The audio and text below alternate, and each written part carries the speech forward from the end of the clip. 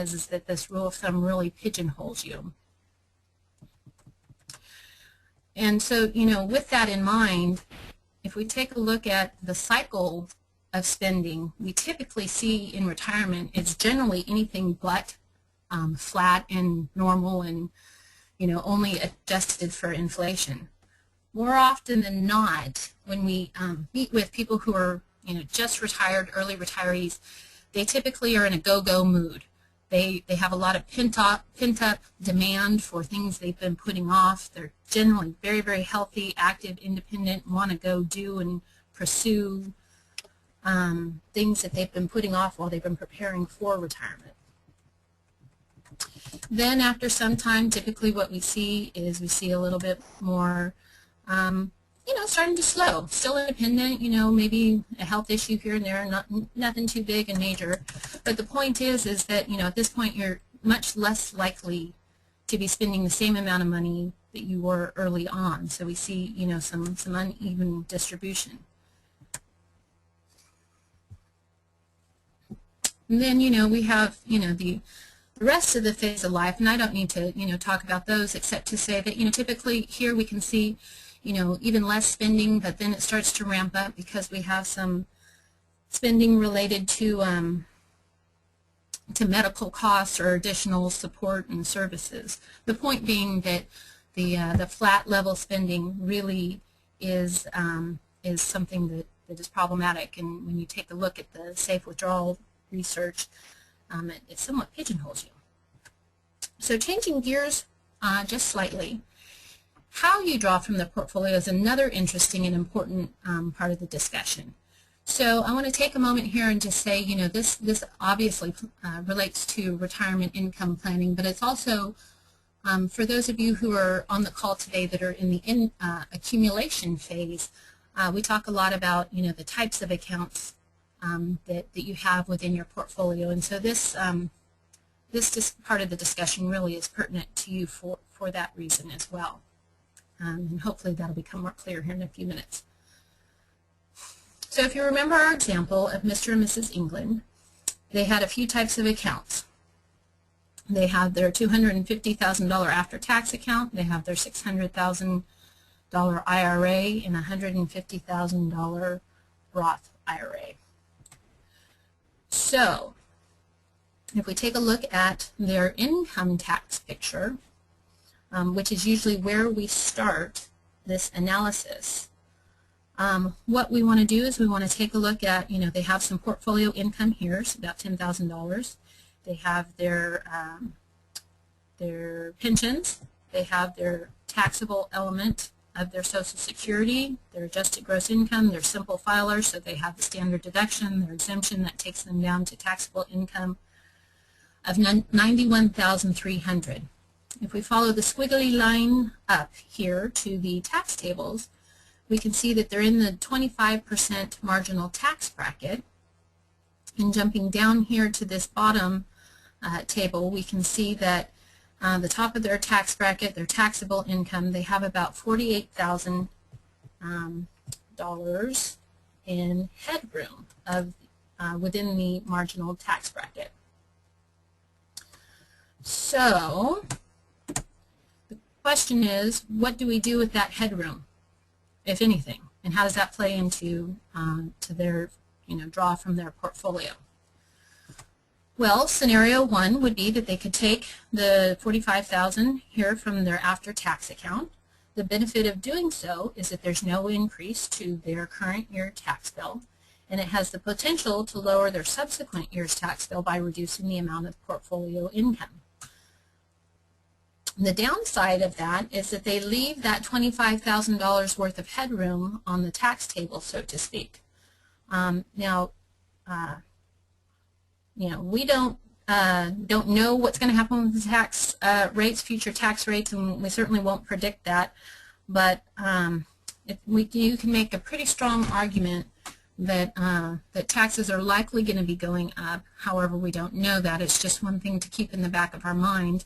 But knowing that Mr. and Mrs. England have a pretty predictable income stream, we know that their income is going to stay about the same, and when they get into required minimum distributions, we we want to be well prepared for that phase of life.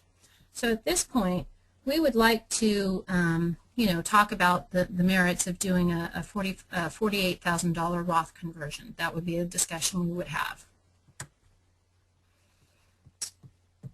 We've got scenario 2, which has a similar effect, a little different, so we take the $45,000 here from directly from the IRA and use up the rest of the headroom. However, in doing that, we're kind of leaving the after tax alone, and we're not doing anything to help our future year's portfolio income to take it out.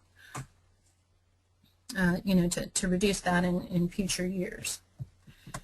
And then we have scenario 3, which this scenario, in my opinion, is the most short-sighted scenario, and often people can make a mistake and think, well, heck, I'm just going to take the money out of here and out of my Roth account. I won't have any tax implication, and I'm leaving this money that's over here untouched in my after-tax account. You could certainly do a Roth conversion here to replace it. Perhaps this number should have been 48,000. I think that might be a typo on my slide. But in any case, you can see here the point is that that there's a question and there's some planning to be done at this point about how we draw from the portfolio. And so, one of the things that we like to do is to make sure that we're coordinating your sources for cash flow and income to make sure that we're making the most of your resources.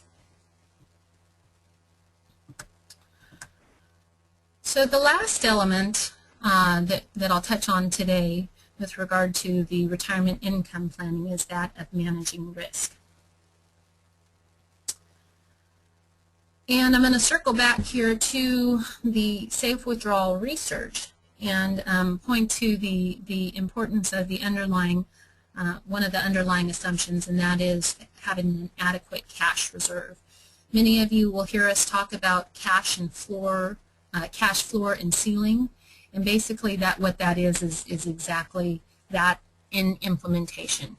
We like to have at least 12 months worth of your cash needs on hand. Sometimes we go a little bit higher for a variety of reasons, but that's really one of the main reasons why we like to have that cash in there, is so that we're applying the principles of the safe withdrawal research, and it allows us to the flexibility and prevents us from needing to sell some of your investments during the worst possible time, i.e. during a crisis. These other items, the last two items here, really are very much what Jim talked about, is ensuring that you have good portfolio design and that it's being monitored. That gets to the adequate diversification and asset allocation, and making sure that that your portfolio is being rebalanced on an appropriate and regular basis. And then good planning about your goals. So each year when we meet with you to update the your plan, that's one of the important things that we're doing is we're taking a look and seeing what are the cash flow needs from your portfolio when you're in retirement, and making sure that we're taking that into consideration. And that's why we run all those reports with the Monte Carlo that show what the likelihood of success are. And so as you can see, that the point I wanted to make here today is that rules of thumbs are a great place to start a much bigger conversation. And you can see that there's quite a bit that lies below those assumptions.